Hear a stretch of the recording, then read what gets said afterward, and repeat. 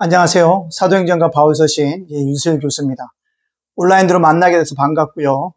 제가 부득이하게 빠지게 돼서 오늘 로마서 강의를 하려고 합니다. 비록 영상이지만 우리 사랑하는 학우들이 잘 따라올 수 있기를 간절히 소원합니다. 함께 기도하겠습니다. 사랑의 하나님 감사합니다. 우리 종교개혁의 정신과 우리 개혁파 정신과 또한 우리 장로교 교리가 담겨져 있는 로마서를 저희가 공부하려고 합니다. 이 시간에 함께하여 주셔서 아름답고 유익한 로마서를 깨달아 나갈 수 있는 귀한 시간들 되어지도록 인도하여 주시옵소서. 시간마다 주님께서 우리와 함께 할 줄로 믿고 예수님의 이름으로 축복하며 기도하옵나이다. 아멘. 우리가 로마서의 중요성은 너무나도 잘 알고 있습니다. 왜냐하면 가장 바울서신의 꽃이라고도 할 수 있고 또한 어떤 교리상으로서 가장 완벽한 신학서적이라고 할 수 있는 것이 로마서입니다. 물론 사도 바울이 이런 신학적인 내용이 될 것이다. 어떤 것들을 논리적으로 체계적으로 만들어야 된다고 해서 로마서를 기록한 것은 아니었습니다. 사실 로마 교회를 향한 사도 바울의 어떤 상황서신들, 로마의 어떤 상황들을 새롭게 정리하고자 하는 마음들을 가지고 기록했다는 사실입니다. 따라서 오늘 우리가 로마서를 통해서 순종의 복음, 예수 그리스도라는 전체적인 주제를 가지고 로마서를 우리가 함께 공부해 나가려고 합니다. 자, 로마서의 저자는 우리가 다 알다시피 누구예요? 사도 바울이고요. 수진자 누구냐면 바로 로마의 교인에 있는 교인들이었다는 사실들을 볼 수가 있습니다. 기록 연대는요, AD 한 57년에서 58년경으로 되어지고 있고요. 기록 장소는 고린도인 것을 우리가 볼 수가 있습니다. 특별히 하나님의 하나님의 선하심, 주권, 은혜, 율법에 대해서 조직적인 논문식으로서 기록되어져 있습니다. 근데 이것은 사실 후대학자들이 로마서를 보면서 이것이 하나님의 의구나, 이런 신학이 있구나라고 생각했지, 사실 사도 바울이 이 로마서를 정리할 때는 그런 생각은 분명히 없었을 것입니다. 1세기의 상황을 새롭게 복음화하고 1세기의 상황 속에서 복음을 새롭게 가르쳐야 될 필요성이 있고, 유대교에서 넘어온 기독교인들과 이방인이 새롭게 예수를 믿은 이방 기독교인들 간의 화합을 위해서 로마서를 정리함으로 말미암아 구원이란 무엇인가, 구원을 어떻게 이룰 수 있으며 유대 기독교인들과 이방 기독교인들 어떻게 하나 되어질 것인가, 강한 자와 약한 자의 관계들, 이런 것을 통해서 로마서를 우리에게 설명해 주고 있습니다. 그래서 특별히 로마서의 그 요절이라고 한다면 바로 이것이죠. 복음은 하나님의 의가 나타나서 믿음으로 믿음에 이르게 하나니 기록된 바 오직 의인은 믿음으로 말미암아 살리라 함과 같으리라 라는 것입니다. 자, 그래서 우리가 오늘 이 로마서를 통해서 더욱더 주님께 주신 귀한 말씀을 깨닫기를 간절히 원합니다. 자, 그래서 첫 번째 로마서의 내용들을 먼저 살펴보도록 하겠습니다. 저희가 이 사도행전과 바울서신을 가리키면서 처음에는 그 서신서에 대한 요약들을 하고, 그 다음에 이제 신학적인 문제들, 또한 기록적인 이유들, 목적들, 이렇게 신학적인 내용들로 갑니다. 그래서 초반에는 복음의 핵심, 믿음으로 구원받는다, 복음의 목적, 구원받은 삶이라는 사실을 우리에게 충분히 로마서가 뭐하고 있다? 말씀해 주고 있더라는 것입니다. 그래서 로마서의 중요 부분은 복음의 핵심 되시는 예수님을 믿음으로 말미암아 구원받고 순종하며 살아가는 법에 대해서 우리에게 알려주고 있는 서신서이다라는 사실들을 우리가 바라보면 되어질 것 같습니다. 그래서 특별히 믿음의 조상 아브라함으로부터 시작해서 이스라엘 백성들이 어떻게 구원을 얻게 되냐, 혈통으로냐 육적으로냐 사람의 뜻으로 받는 것이 아니라 어디 뭐다? 믿음으로 받는다라는 사실들을 우리에게 얘기해주고 있다라는 사실입니다. 첫 번째, 그렇다면 보면 순종의 복음이라는 것입니다. 로마서의 복음의 핵심은 예수 그리스도를 믿어 하나님께 순종함으로 말미암아 하나님이 주시는 구원을 선물로 받는 것, 이것이 바로 복음이라는 거죠. 그래서 성도는 예수의 생명이 왕노릇하는 은혜로 의에게 종노릇하며 육신의 욕심을 쫓아가게 되면 죄의 기회를 탈 수밖에 없다라는 사실을 얘기해주고 있다는 것입니다. 따라서 예수님이 십자가에 죽기 순종하신 것처럼 우리도 말씀 속에 하나님의 의 속에 뭐라 순종하면서 나가는 것이 로마서 복음의 핵심이었다는 사실들을 우리에게 이야기해주고 있다는 것입니다. 그렇다면 이 복음의 핵심이라는 것은 무엇이냐? 예수 그리스도가 죽기까지 예수님이 하나님께 순종한 것처럼 우리도 뭐하자? 순종하자라는 사실들을 이야기하고 있다는 것입니다. 그래서 특별히 타락한 인간을 향한 구원 계획은 예수 그리스도를 믿음으로 뭐한다? 가능케 되어졌다라는 것입니다. 따라서 하나님의 은혜로 우리가 값없이 의롭다 하심을 얻게 되어졌다라는 내용들을 이야기하고 있습니다. 그래서 특별히 율법은 주인된 노릇을 했지만 이제 그리스도와 함께 십자가의 죽음으로 율법에서 우리가 뭐 했고 자유케 됐고 그리스도가 다시 살아나신 것처럼 성령이 인도하시는 새로운 삶을 살게 되어졌다라는 것을 우리에게 얘기합니다. 따라서 우리가 세상의 기준으로 살 것이 아니라 예수님의 복음을 믿는 새로운 삶의 방식으로 살아갈 것을 로마서가 우리에게 얘기해 주고 있습니다. 두 번째로요, 특별히 이제 12장서부터 16장의 복음의 목적에 대해서 얘기합니다. 주님께서 그리스도를 믿어 하나님께 순종하는 것이며 성도의 순종은 하나님의 기쁘시기 하기 위해서 자기 몸을 산 제물로 드리는 것, 이것에 대해서 주안점이 있다는 것입니다. 즉 하나님의 존재로 살아가는 성도들은 세상의 존재를 쫓아가는 것이 아니라 세상의 방식을 쫓아가는 것이 아니라 복음의 방식을 쫓아가야 한다는 사실들을 우리에게 이야기해주고 있다는 사실입니다. 이것이 바로 보다 로마서의 간단한 내용이었다는 거죠.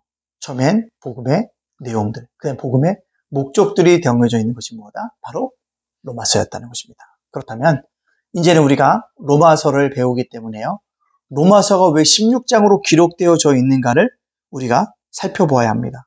그죠? 살펴보면 지금 몇 페이지를 우리가 하고 있냐면요, 무려 5페이지를 우리가 하고 있습니다. 특별히 이 로마서는 그 초대교회 많은 인물들과도 연결되는데, 특별히 어거스틴이 방탕하고 창녀들과 살고 정말 그 삶이 어머니의 기도하는 정반대로 살았을 때, 어느 날 그 마음이 공허하고 정말 알 수 없을 때 한 아이가 말했던 말로 집어들어 읽어라는 말을 듣고 뭐했다? 로마서를 폈더니 너희가 뭐하라? 더 이상 방탕하지 말고 주님의 뜻대로 살아가는 말씀 구조를 통해 새롭게 변화받았다는 거죠. 바로 그것이 어거스틴이 로마서를 통했다는 거죠. 또한 종교를 일으켰던 루터가 종교개혁을 일으킬 때도요, 로마서가 기본이 됐다는 거죠. 하나님의 의가 나타났다. 나를 어떻게 의롭게 할 수 있을까? 그것은 믿음이었다는 거죠. 그래서 거기서 믿음은 의롭게 된다는 이신칭의 교리가 발견되어지게 되어졌다는 것입니다. 이처럼 로마서는요, 수많은 사람들이 삶 속에서 우리들에게 도전하여 주고 있다는 것입니다. 존 번연 철로역정을 지었죠. 철로역정의 그 삶의 배경이 된 것이 바로 로마서였다는 것입니다. 어떻게? 아까도 얘기했죠. 복음의 목적. 로마서 12장부터 16장. 예수를 믿은 다음에 어떻게 살아갈 것인가에 대한 문제를 고민했더니 철로역정에게 주셨던 말씀이 바로 로마서였다는 것입니다. 이처럼 수많은 믿음의 사람들이 로마서를 통해 새롭게 뭐했다? 변화받게 되어졌다는 사실들을 우리에게 보여주고 있다는 것입니다. 자, 그렇다면 왜 사도 바울은 16장이나 기록했을까라는 것입니다. 우리가 지난번, 제가 이번에 중간고사에서도 문제를 했지만 바울서신 13권의 다른 이름보다 사항서신이다. 그 사항에 맞게끔 복음을 새롭게 제시하기 위해서 사항에 따라서 문제를 해결하기 위해서 쓴 것이 편지고 서신이었다는 거죠. 그래서 바울서신의 새로운 이름은 사항서신이다라고 제가 말씀을 드렸음을 여러분들이 기억해야 한다는 것입니다. 사도 바울이 왜 16장이나 로마서 교회를 향해서 썼을까요? 그것은 자이든 타이든 교회가 로마 교회 안에 세워졌다는 사실입니다. 로마 안에 교회가 세워졌지만 이 교회가 완벽한 교회고 이 교회가 오랜 역사를 지닌 교회가 아니라 신생교회였습니다. 신생교회였기 때문에 어떻게 예배드려야 되는지, 정말 율법을 지켜야 되는 건지, 믿음으로 구원을 받는다고 하는지, 그것이 구원의 확신으로 이루어지고 있는지, 이것에 대한 수많은 뭐가 있었다? 문제들과 그것에 대해서 서로 간의 의견들이 대립할 때 어떻게 해결해야 될까는 것을 문제가 대두되게 되어졌다는 사실입니다. 사도 바울은 이런 입장들을 가지고 새롭게 율법과 구원의 문제를 뭐였다? 그들에게 설명할 필요성을 가지게 되어졌다는 사실입니다. 그래서 특별히 어떻게 해요? 이 로마서를 들어서 율법과 복음의 관계, 율법과 구원의 관계를 이야기하고 있다는 것입니다.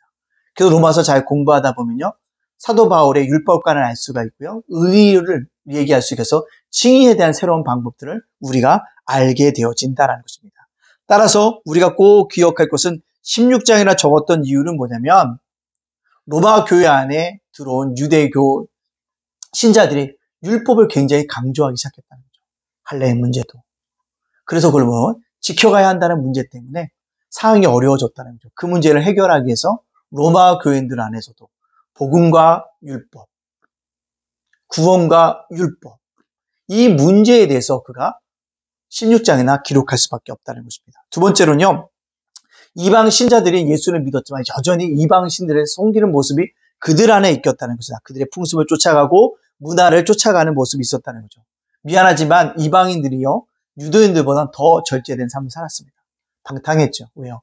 율법이 없으니까 그것이 죄인지 알지 못하고 자기의 습관대로, 자기의 습성대로 살아갔다는 사실을 우리가 알 수 있습니다.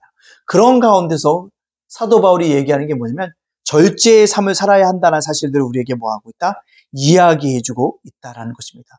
이런 것 때문에 그게 뭐였다? 편지를 쓸 수밖에 없었다는 거죠.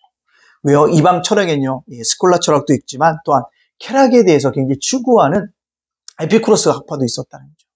그래서 너무나도 쾌락을 추구하는 그런 분들 이야기할 부분들이 있었다는 사실을 우리에게 얘기해 주고 있습니다. 사도 바울이 로마 교회 자기 주변에 아는 사람들로부터 로마 교회에 대한 문제들을 많이 듣게 되어집니다. 크고 작은 분쟁이 있었고 문쟁들이 있었고 심각한 문제가 있었고 때때로는 그것이 믿음을 무너뜨릴 수 있는 상황 속에 일어났기 때문에 지인들을 통해서 편지를 쓰고 있었다는 것입니다. 이런 상황에서 사도 바울은 편지를 들 수밖에 없었다는 것이죠. 그렇다면 왜 16장의 긴 편지를 썼을까요? 제가 얘기했죠. 바울 서신이 긴 순서대로 뭐였다? 성경에 기록되어졌다는 거죠. 기록되었다는 게 순서로요. 로마서 다음에 고린도서. 이런 식으로 끊임없이 쓰여졌다는 사실들을 제가 말씀을 드렸습니다. 물론 사도 바울이요, 로마 교회를 직접 방문해 본 적은 없습니다. 그러나 사도 바울과 함께 복음 전도를 사용했던 동료 사역자들이 세운 교회도 아니었습니다. 그런데 왜 긴 편지를 썼냐? 아까도 여러 가지 사항들이 그 안에 복합적으로 문제가 일어나니까 그 문제를 복음으로 해석하기 위해서 16장이나 긴 편지를 쓸 수밖에 없었다는 것입니다. 자, 그렇다면 우리가 왜 로마서를 기록했는지 추격해 볼 필요성이 있다는 거죠. 첫째로 제3차 전도 여행을 마치게 된 바울이 예루살렘을 거쳐 로마를 거쳐 전도를 최종 목적이었던 서버나 지금의 스페인으로 복음을 전하기 위해서 무엇보다도 영적인 후원, 자신을 위해서 기도하는 후원도 필요했지만 물질적인 후원이 필요했다는 사실입니다. 그래서 그것을 썼다는 것입니다. 사실 사도 바울이 에베소에서 예루살렘으로 구제헌금을 들고 갈 때 이미 자기가 올라가면 그것을 잡힐 것을 어느 정도 알고 있었습니다. 그럼에도 불구하고 그가 올라간 일은 오히려 그 일이 서바나 자기가 구원이 더욱더 전파되기 위해서 서방의 중심지라고 할 수 있는 스페인에도 복음을 증거하기 위한 하나님의 계획이 있을 줄 알고 실행에 옮기게 되어졌다는 것입니다. 물론 그 계획이 실현되어지진 않았지만 그것을 염두에 두고 뭘 썼다? 로마서를 기록했다는 사실들을 우리가 볼 수 있습니다. 또 그가 왜 이렇게 16장이나 기록했냐면요. 제3차 전도여행을 마친 뒤 고린도 동안에 머물러 있었다는 것입니다. 이 고린도 교회에 있었던 이유는 뭐냐면 고린도 지방에 너무나도 많은 문제가 있지 않았습니까? 그래서 그것들을 문제를 해결하기 위해서 그 면세에 있으면서 고린도와 가까이 있었던 로마 교회의 이야기를 들으면서 그 문제를 해결해야겠다는 생각들과 함께 편지를 쓰게 되어졌다는 것입니다. 즉 자신의 선교를 말하면서 그들이 가지고 있는 문제를 해결하기 위해서 이렇게 16장이나 긴 것을 썼다는 것입니다. 실제로 사도 바울이 썼던 이유는 아까도 얘기했지만 유대 기독교인들과 이방 기독교인의 끊임없는 변론, 다툼, 그것들을 해결하기 위해서 편을 들었다는 것입니다. 유대의 기독교인들은요, 기독교인으로 전향했지만 여전히 율법을 사랑합니다. 율법을 지켜야 한다고 생각합니다. 아브라함의 전통을 지켜가야지만 구원을 받는다고 얘기하고 있다는 거죠. 근데 이방 기독교인들은요, 예수를 믿으면 구원받는다 거기까지 않았지만 삶을 절제하지 못하는 것입니다. 율법의 제3용법이 뭐예요? 세상 안에 삶의 목적 아니에요. 새로운 삶을 살아가는 기준이 율법이 아니겠습니까? 근데 아직까지도요, 이방 기독교인들은 그것이 없었다는 거죠. 우리에게 율법이 필요 없다고 생각합니다. 아니요, 율법은 필요합니다. 어떻게 해요? 새 생활을 살아가기 위한 삶의 규범으로 필요하다는 것입니다. 근데 그거를 누가요? 이방 기독교인들이 놓쳤다는 사실입니다. 그래서 사도 바울이 편지를 들 수밖에 없었다는 것입니다. 여기서 의문점이 들게 되어집니다. 그렇다면 로마 교회는 누가 세웠는가라는 것입니다. 근데 그 기원이요, 물론 없어요. 기록이 없다는 것입니다. 다만 로마에서 일찍 기독교가 들어갔다는 것을 알 수가 있고요. 40년 만에 상당히 활발했다는 것을 알 수가 있습니다. 특별히 로마 역사가였던 가이우스 수에토니우스라는 사람은 줄리우스 시세로부터 12황제의 정기를 기록한 황제들의 생애라는 글을 썼는데 그 당시 글라우디우스라는 통치에 기록하는 부분에서 그가 AD 49년에 유대인들이 클레드투스 선동으로 계속 문제를 일으키므로 그들을 노방해서 뭐했다? 추방했다라고 진술하고 있다는 것입니다. 이 진술은요, 사도행전 18장 1절과 2절과 관련된 문제로 그리스도 때문에 유대인 사이에 큰 분쟁이 일어남으로 말미암아 유대 기독교인들 때에 놓는 것을 보게 됩니다. 추방시킨다는 거예요. 그것을 보면 이방 기독교인들과 유대 기독교 간에 뭐가 있었구나? 문제가 있었구나. 충돌이 있었구나. 하나 되지 못했구나. 어떤 복음의 문제가 있었구나, 구원의 문제가 있었구나라는 것을 알게 되어져서 결국 이 펜을 들 수밖에 없었다는 것입니다. 꼭 기억하십시오. 로마교회 구성원들은요, 유대 기독교인들은 소수였고 이방 기독교인들이 대다수였습니다. 그러나 무엇보다 기독교와 가까운 곳이 어디죠? 유대교입니다. 유대교는 기독교와 가깝기 때문에 유대 기독교인들이 소수였지만 상당한 영향력을 로마교회에 끼쳤을 것으로 보입니다. 근데 좋은 영향력도 끼쳤겠지만 나쁜 영향을 끼쳤다는 거예요. 그 나쁜 영향력 중에 하나가 뭐다? 율법을 지켜야지만 구원받는다. 믿음으로 구원받지만 플러스 율법을 지킴으로써 완벽한 구원을 이루어갈 수 있다는 사실들을 그가 그곳에서 이야기했다는 사실입니다. 결국 이 문제들 때문에 추방되어진 것이 아니냐라는 것입니다. 분명한 것은요, 사도 바울이 로마 교회를 세우진 않았다는 것입니다. 그러나 실질적으로 복음이 들어간 곳에 그 복음을 들은 자들이 분명히 로마에 교회를 세웠다는, 그게 바로 로마 교회의 기인이 되어질 것이다 라고 얘기합니다. 근데 우리가 서신서를 배웠지만 7개는요, 그 사도 바울이 지은 거에 대해서 논란이 없습니다. 7개 서신 어디냐? 로마서, 고린도전서, 후서, 갈라디아서, 빌립보서, 데살로니가전서, 빌레몬은 이것은 사도 바울이 저작을 했다고 생각합니다. 그러나 저작성 논란이 있는 것은 6개입니다. 에베소서, 골로새서, 데살로니가 후서, 디모데전서, 디모데후서, 디도서라는 것입니다. 이런 사실들과 함께해서 우리들에게 얘기해 주는데 중요한 것은 로마 교회는 확실히 누가요? 사도 바울이 기록했다는 것은 여러 학자들, 자유주의 학자들, 보수주의 학자들 다 인정하게 되어졌다는 것입니다. 그리고 기록 시기는 아까도 얘기했지만 3차 전도 여행 때 고린도 지방에 머물고 있을 때, 그리고 결국 예루살렘과 로마를 서번화를 갈 계획을 세웠을 때 그렇게 세워졌다고 얘기하고 있다는 것입니다. 또 어떤 사람은 에베소서 가서를 세우고 있는데 에베소서 섰다고 얘기하고 있는데 왜 16장이나 기록되어졌을까라고 할 때 사도 바울이 다른 편지일 때 너무 이례적으로 많은 것인데 그래서 16장을 썼기 때문에 사도 바울이 아닐 것이라고 주장하고 있다는 거죠. 이 가설을 뒷받침하는 그 주장 중에 하나는 것은 어떻게 사도 바울이 30명 정도의 로마 그리스도인들을 알고 있었겠느냐라는 문제라는 것입니다. 그러나 브리스길라와 아글라가 16장 3절과 5절에 나타나는데 이들은 바울과 에베소에 함께 동행하면서 에베소에 있는 교회를 세웠고 그 에베소에 있는 교회를 디모데가 나중에 목회하게 되어짐을 볼 수 있습니다. 만약 16장이 로마서에 부대지도록 의도되었다면 이 둘이 로마에서 에베소서 다시 로마로 가서 교회를 세우고 또한 그렇게 서신을 정리하지 않았을까라고 생각하게 되어집니다. 또 에베레도 역시 에베소가 속한 아시아 지역의 인물이었다는 사실을 우리에게 보여주고 있다는 사실입니다. 자, 그렇다면 그러나 에베소서 가설에 대한 반박이 있습니다. 에베소서 지었다는 가설이라는 거죠. 지금까지 15장, 16장 완전히 분리된 채 별개의 문서로 나타낸 적이 없다는 거죠. 15장과 16장이 사도 바울이 정리했거나 정리하지 않았거나 하는 문제를 기억하고 있다는 것입니다. 그러나 기억해야 될 것은 16장이 로마서에 속한다고 해서 암시한다는 것은 사도 바울의 편지에서 로마에만 등장하는 아주 독특한 특징이었다는 것. 두 번째요. 바울의 다른 편지는 어떻게 사람들의 이름을 부른지 아는데 이것은 바울이 공동체 충분히 알고 있었기 때문에 16장에 보면 인사할 때 로마에 있는 몇몇 군을 지칭하는 것은 매우 자연스러울 수 있다는 사실을 우리에게 보여주고 있습니다. 16장을 기록할 수 있었던 그만큼 그 당시에 문제가 심각했다는 사실을 보여주고 있다는 것입니다. 유대인들이 추방당할 정도로 그런 엄청난 문제에 이르게 되어졌다는 것입니다. 자, 그렇다면 로마서 주제의 연구를 우리가 살펴보도록 하겠습니다.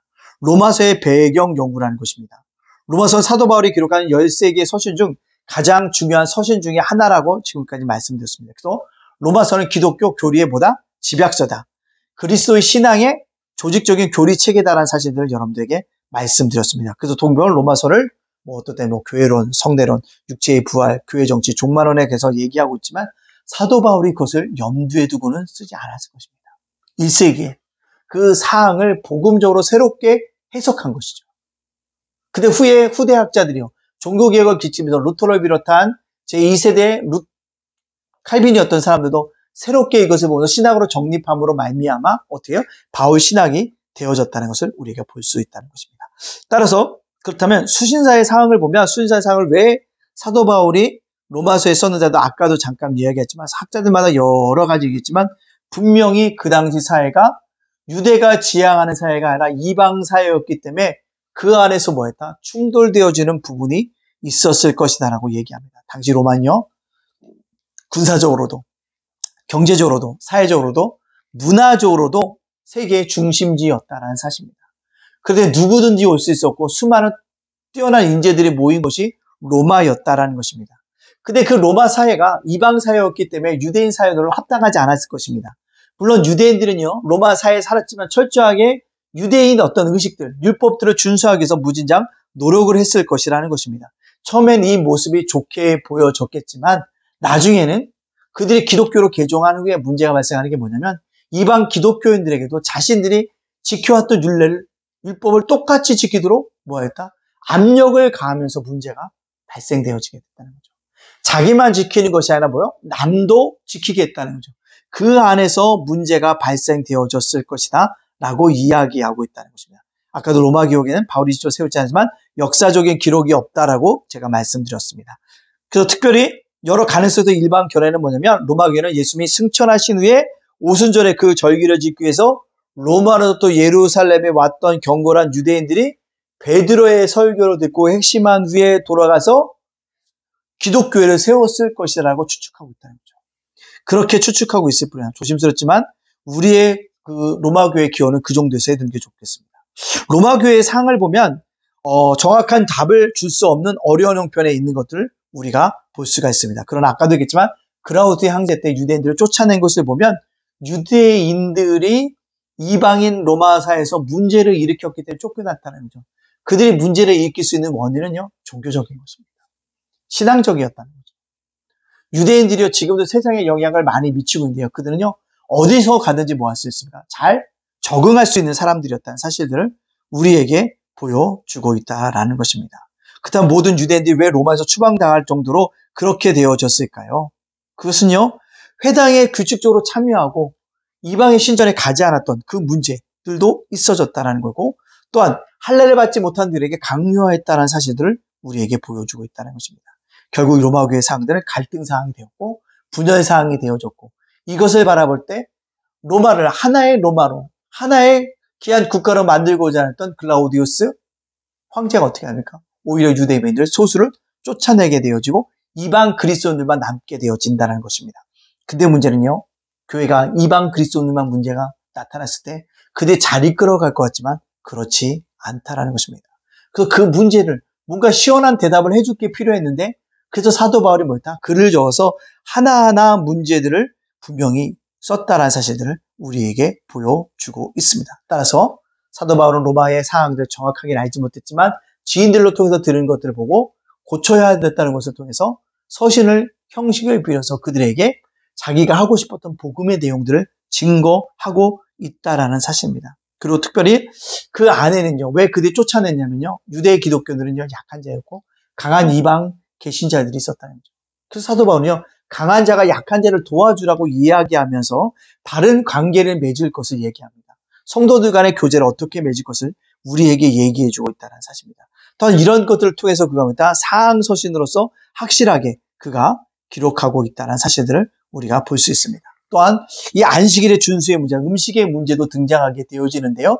이방 기독교는 꺼리낌 없이 묻지만 유대인들은요, 율법을 알고 있을 때, 그런 출동이 있었을 때 이 문제를 어떻게 해결할 것인가로 등장하게 되어진다는 것입니다. 결론적으로 유대 기독교인들과 이방 기독교인 출신의 그리스도인들이 믿음이 강한 자와 약한 자로 나누어서 갈등이 심화되어짐으로 말미암아 문제에 직면했고, 그 갈등을 스스로 해결하지 못해서 제3자였던 사도 바울이 개입해서는 안 될 수밖에 없었기 때문에 로마서를 기록했다는 사실을 우리에게 보여주고 있습니다. 또한 사도 바울의 사항들 보면요, 이미 제3차 전도행을 마치고요, 예루살렘으로 가려고 합니다. 예루살렘으로 가면 죽을 수밖에 없는 것을 알고 있더라는 것입니다. 그럼에도 불구하고 그가 올라가고 있다는 것입니다. 왜요? 복음을 서바나, 로마에는 로마 교회가 세워졌기 때문에 서바나까지 복음이 되면 분명히 서방에 놀라운 복음의 소식들이 전해질 것이라 생각하고 그 일들을 감당하게 되어졌다는 것을 볼 수 있습니다. 스페인 전도 여행을 세우면서 그가 어떻게 해요? 그럼 어떤 물질적으로도 후원을 받고 영적으로도 후원을 받기 위해서 이 로마서를 기록할 수 있었다는 사실들을 특별히 여러분들 알아야 합니다. 또한 사도 바울이 예루살렘으로 올랐을 때 그냥 간 것이 아니라 에베소 교회를 비롯한 고린도 지방의 사람들이 구제헌금을 하고 직접 들고 가서 전달하기 위해서 갔다는 것입니다. 이것을 보면요, 왜 직접 전달했냐면 예루살렘 안에 있는 유대 기독교인들에게도요, 이방 기독교인들이 여러분들 그렇게 사랑한다는 형제의식을 심어주기 위해서 직접 들고 가서 증거하고 전하고 온다는 사실들을 우리에게 보여주고 있다는 것입니다. 자, 그렇다면 16페이지에 보면 로마서의 기록 동기가 이렇게 있습니다. 첫 번째 읽겠습니다. 바울은 스페인 선교를 위해 서유럽 선교의 전략적 요충지인 로마교회에 자신과 자신의 복음을 바로 소개하여 그들의 도움과 지원을 얻으려 했는데 이러한 선교적 목적이 가장 직접적인 로마서의 동기라고 할 수 있다. 제 생각입니다. 제 얘기. 두 번째, 로마에 있는 이방 기독교인들과 유대 기독교 사이의 갈등과 반목이 심화되어 교회가 하나 되지 못했을 때 이를 해결하기 위해서 로마서를 기록하고 있다. 계속적으로 얘기했습니다. 세 번째, 사도 바울이 로마에 있는 그리스도인들을 권면하고 믿음을 굳건하게 하려고 하는 목회적인 목적에서 기록했다는 거다. 그렇죠? 목적이라는 거죠. 믿음을 굳게 세우고 말씀 안에서 세우기 위해서 이러한 글들을 기록할 수 있었다는 것입니다. 네 번째, 사도 바울의 본서신을 1차적으로 로마교회에 보내기 위해서 쓰고 있지만 보다 폭넓은 역사적인 상황 속에서 이제 곧 방문하게 될 예루살렘 교회에서 신학적인 논쟁, 그 염두에 두고 로마서를 기록했다고 볼 수도 있습니다. 왜요? 예루살렘은요, 이방 기독교인들이 센 게 아니라 뭡니까? 유대 기독교인들이 셉니다. 사도행전 15장에 보면 최초로 예루살렘 회의가 열리지 않습니까? 왜 열립니까? 예루살렘에서 안디옥 교회까지 유대 기독교인들이 와서 뭡니까? 믿음으로 구원받지만 거기에 대해 할례를 받아야 된다는 문제를 던져뒀다는 거죠. 그 문제 때문에 안디옥 교회가 큰 다툼과 변론이 일어나지 않았습니까? 아마 그러한 무리들이 예루살렘 교회에 굉장히 많았을 것입니다. 그들과 대항하기 위해서 이미 자기의 생각을 뭐할 필요? 정리할 필요가 있었기 때문에 로마서를 기록한 것이 아닌가, 이러한 생각이 들어지게 되어진다는 것입니다. 결론적으로 이런 수신자들과 저자의 사항이 함께 어우러져 기록된 서신이 바로 로마서였다는 것입니다.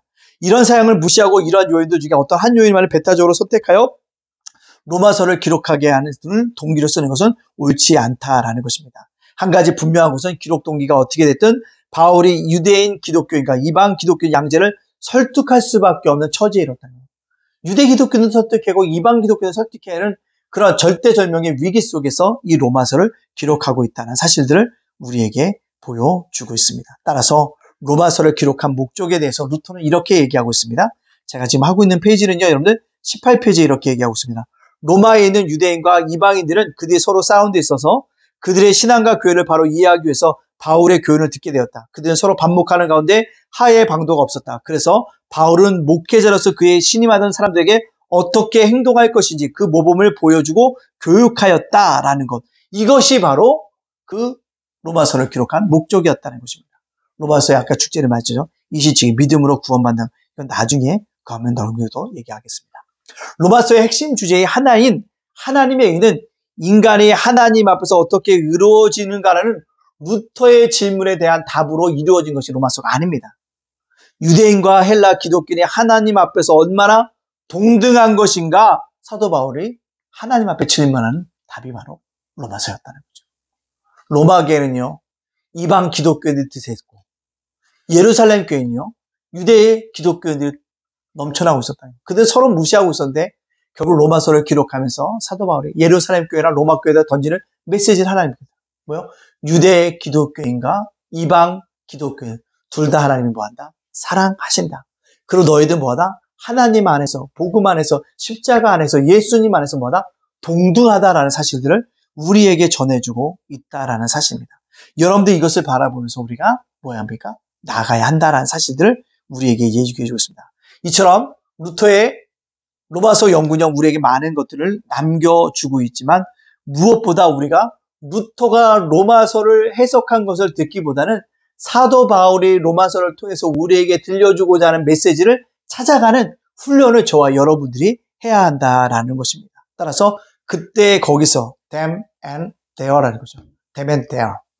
그때 there. 거기서 해석할 수 있는 그런 눈을 가지고 살아가야 한다라는 것입니다. 자, 로마서의 연구 주제에 보면 로마서의 서론이 있다는 것입니다. 이 로마서의 서론을 접근할 때 어떤 필요가 있냐? 영적인 접근에 뭐가 필요하다? 접근의 필요성이 있다라는 것입니다. 특별히 이 서신이 신약성에 포함된 여러 서신들 중에 첫 번째 서신이라고 할 수 있고 맨 먼저 쓰여진 데살로니가에 있다는 의문의 여지가 없지만 그래서 로마서 연대적인 순서로 첫 번째이기 때문에 맨 나온 것은 아니다. 왜 로마서가 맨 처음에 놓여있는가? 그것은 가장 길었기 때문이었다라고 말씀드렸습니다. 자, 그리고 교회 역사상 드러난 로마서 중에서 어거스틴이 얘기했죠.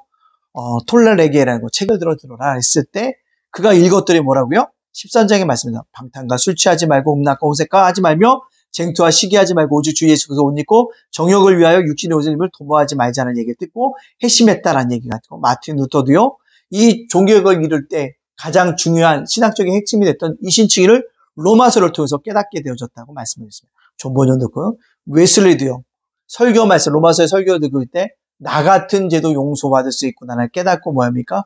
복음의 놀라운 사역들을 감당하게 되어졌다는 거죠. 그리고 초대교회의 위대한 설교자라고 했었던 존 크리스토톰도 로마서가 놀라운 서신서이기 때문에 매주마다 2번씩 로마서를 읽고 있더라고 고백할 정도로 굉장하게 뭐했다? 믿음의 사람들이 그것을 통해서 놀랍게 은혜를 받았다는 것입니다. 자, 바울의 회심의 준비. 로마서의 첫 단은 바울이라는 이름이다. 이 서신은 바울이라는 사람에 의해서 쓰여졌다는 것을 볼 수 있고, 로마라는 큰 도시에 살고 있던 일달의 그리스도인에게 한 편지를 그가 쓰고 있다는 것입니다. 바울이라고 얘기하고 있거든요. 그가 이렇게 바울이라고 쓸 수 있었던 것은 그의 원래 이름은 사울이었죠. 다메섹에서 예수를 만난 다음에 그의 이름이 바뀌었습니다. 바울. 즉 스스로가 바울이라고 얘기했다는 것은 서론을 통해서 알 수 있는 게 무엇이냐면, 그가 이미 예수님으로부터 직접 자기 계시를 받은 새로운 피조물이었던 것을 증거하기 위해서 나 바울이라는 이야기를 쓰고 있다는 것입니다. 엄격하고 완고한 유대 민족주의전 이방인에서 이제는 다시 예수 그리스도를 모독한 자로서 예수 그리스도를 증거한 자로 새롭게 변화받았던 사도 바울이라는 사실을 강조하기 위해서 이 편지를 쓰고 있다는 사실입니다. 우리가 그의 출생에 보면 우리가 알다시피 힐레아파라고 얘기했고, 가말레아 문화에서 공부했고, 율대 율법에 대해서 전문가였다라고 얘기했고, 다소라는 곳에서 성장하게 됐다는 것입니다. 그렇다면 사도 바울의 임무가 뭔가? 바울이라는 그 얘기했대. 첫 번째는 그는요, 사도로서 부름받는 게 뭐냐면 복음을 변증하기 위해서 부름을 받았다는 것입니다. 즉 유대인이나 이방인들이나 그들에게 맞서서 뭡니까? 기독교 신앙을 변증하기 위해서 로마서를 쓴 것입니다. 즉 사도 바울이 해야 될 일은 변증하는 일이라는 것입니다. 복음을 변증하는 것. 아까 상황서신이라고 얘기했잖아요. 신학적으로 교회론을 만들어야겠다, 구원론을 만들어야겠다, 어떤 칭의론을 만들어야겠다 출발한 것이 아니라 그 상황에 맞게끔 복음을 변증하다 보니까 후대 학자를 위해서 신학이 만들어졌다는 것입니다. 계속 강조하고 있습니다. 바울 신학은 바울이 볼 때는 신학이라는 입장으로 만들어낸 것은 아니었다는 것이요. 또 보면 사도 바울의 인물에 보면 이렇게 해서 어떻게 율법과 복음을 조화시킬 수 있을까라는 문제를 가지고 고민했던 사람입니다. 두 번째, 사도 바울의 임무가 뭐냐면 이방인들에게 복음을 정하는 이방의 사도였다는 사실입니다. 즉 로마서 15장에 그 점을 말하고 있는데요. 그런 이방인의 사도로서 이방인들에게 뭘 전했다? 복음을 증거하는 믿음의 사람이었다는 사실을 우리에게 끊임없이 이야기해주고 있으며, 또한 뭡니까? 천성적인 은사들과 성령의 은사의 차이를 얘기합니다. 사람이 천성적인 은사를 받는 것도 중요하지만 성령의 은사를 받아야지만 더 유명하고 더 아름다운 믿음의 역사를 이뤄갈 수 있다는 것입니다. 따라서 천성적으로 받은 은사도 중요하지만 성령의 은사를 받는 것이 중요하다는 사실들을 우리에게 끊임없이 이야기해주고 있다는 것이다. 물론 청선적인 은사도 그 자체로 나쁠 것이 없다라는 것입니다. 그러나 그것을 자랑할 것은 되지 못한다는 것입니다. 결국 우리는 어떻게 해야 될까요? 성령의 은사를 받아야 한다는 거죠. 사도 바울이 바울이라고 말을 시작하면서 승장했던 로마서의 서론의 이유가 뭐냐면, 자기는 천선적인 은사를 받은 자가 아니라, 재능을 받은 자가 아니라 이제는 예수님을 새롭게 계시를 직접적으로 만남으로 말미암아 새로운 은사, 성령의 은사를 가진 자가 오늘 로마서를 기록하고 있다고 말하고 있다는 사실입니다. 사랑하는 하고 여러분들, 성령입니다. 우리의 사역이 성령 안에 이끌림 받아야 되고 성령 안에서 충만한 가운데서 이 일들을 감당해야 됩니다. 어떤 사람은 청성적인 은사가 있을 수 있습니다. 그러나 그것이 중요한 것이 아니라 뭐요? 성령의 은사를 받아서 감당하는 것이 더 중요한 일이라는 사실들을 깨달을 수 있어야 합니다. 자, 이제 드디어 마지막이 왔습니다. 마지막이 왔습니다. 좀 많이 힘드시죠? 보니까 중간고사 연락이 없으시네요. 문제 다 푸셨나 봅니다. 제가 11월 1일 화요일날, 월요일날 제가 수업하러 가면 시험 보고 고린도 전후서를 풀도록 하겠습니다. 여러분들 혹시 문제를 풀다가 모르겠다 하는 것이 있으면 저에게 개인적으로 톡을 주시면 제가 정리해서 여러분들에게 알려드리도록 하겠습니다. 모든 것은요 1장서부터 4장까지 내용 안에 다 담겨져 있습니다. 어렵지 않습니다. 꼭 보고요. 어떤 분은 그렇게 생각하시면 이 문제 그대로 낼까 아니면 꼬여서 낼까? 그대로 냅니다. 외워서 쓰시면 됩니다. 여러분들 꼭 기억하시고 해주시기를 바랍니다. 자, 그렇다면 이제 마지막 순서입니다. 로마서 연구, 이신칭의에 대해서 우리가 잠깐 공부를 하려고, 바울 신학인데 아직 멀었네요. 이신칭의란 신학적 이해에 바울이 가장 위대한 공헌이 하나였다는 거죠.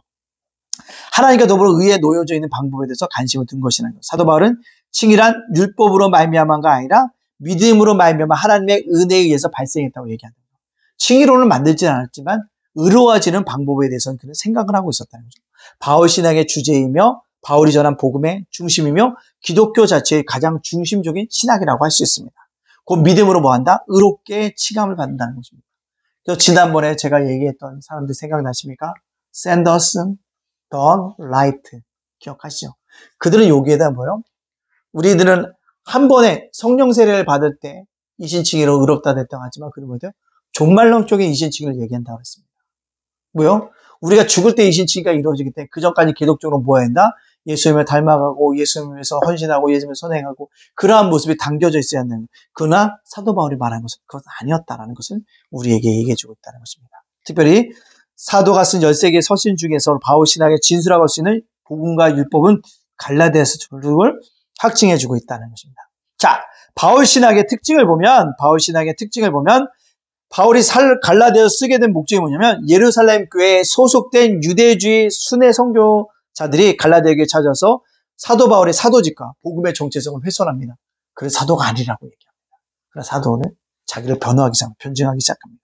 또 신도들에게 환례를 받아야 한다고 얘기하고 있으나 하나님의 백성이 된다는 거짓된 복음을 가르치면서 그들을 더욱더 혼란시켰다는 것입니다. 이래 격분해서 사도직과 복음은 신적으로 자기가 예수님부터 직접받다. 신적 계시라는 것. 자기의 핵심은 자기 계시가 아니라는 거다. 예수님으로 어떤 신적 계시였다는 것을 강조하게 됐다는 거죠. 자기가 전한 복음 외에 다른 복음을 전하면 저주를 받을 수밖에 없다라는 사실들을 이야기해주고 있다는 것입니다. 수세기 동안 많은 성경학자는 바울이 율법 사용에 대한 구분을 우리가 구분함으로써 예를 들면 율법주의적 율법과 하나님의 뜻으로 표현해서 율법, 제의적인 율법과 도덕적인 율법 혹은 모세의 토라와 메시지 토라를 구분하면서 율법에 대한 바울의 어떤 불일치한 현상을 해결하고자 하였다라는 것이다. 바울이 아무도 율법의 행위로 의롭다함을 얻을 수 없다고 단언하는 건데 그는 전체적으로 율법을 말하고 있는 것이며 그리하여 아무도 율법의 순종함으로 하나님 보시기에 의로할 수 없는데 딱 한 분만이 의로웠다는 거죠. 그 순종을 완전히 이루신 분은 누구야? 예수님을 통해서. 그러니까 우리가 예수님을 믿으면 진정한 뭐였다? 칭의를 얻을 수 있다는 것을 볼 수 있습니다. 따라서 바울이 주장한 믿음으로 의롭게 된다는 이 칭의로는요. 기독교 신앙의 진정한 복음을 위한 전형이었다라는 것을 우리가 볼 수 있습니다. 그렇다면 바울의 율법강은 5가지로 나눌 수 있습니다. 바울이 여러 가지 율법을 얘기하면 바울은 뭐냐? 율법하면 모세의 율법입니다. 작게로 얘기하면 십계명일 수도 있습니다. 사도 바울이 말하는 율법은 모세의 율법 전체를 의미하기도 합니다. 두 번째 뭐요? 구약 성경 전체를 사도 바울은 율법으로 보고 있습니다. 구약 성경 전체를. 이게 바울의 율법관이라는 거예요. 구약 성경 전체를. 결국 율법이 바탕이 되어진 하나의 뭐였다? 성경이었다고 주장하는 것입니다. 두 번째요. 일반적 의미의 규범과 원리라는 거죠. 어떻게 결혼하고 어떻게 문제 살고 이러한 것에 대한 어떤 규범들, 가늠하지 말아야 되는 것, 도둑질하지 말아야 되는 것, 하나님과 관계, 사람과의 관계 이런 원리와 규범들을 적어주는 책이었다는 거죠. 또한 다 같이 뭐냐면 필요에 의한 것이 있고 명령에 의한 것을 다 이야기하고 있다는 거죠. 필요라는 것은 뭡니까? 삶 속에 보면 이 율법을 어떻게 해석해야 될지라는 것입니다. 안식일을 거룩하게 지키려는데 내가 급한 일이 있어 해서 어떤 마을을 가야 되는데 맨날을 걸어가야지 그것이 안식일을 거룩하게 지키는데 위반되지 않을까 이런 문제, 필요에 의해서 생겨난 율법, 그것들도 다 사도 바울은 뭘 봤다? 율법으로 보았다는 것입니다. 결국 인간적인 유전이라고 할 수 있고 전통이라고 할 수 있겠죠. 그 모든 것들이 그들에게 돌아왔다는 것입니다. 또 명령이라는 거죠. 너희를 도둑질하지 말라, 간음하지 말라 이런 거죠.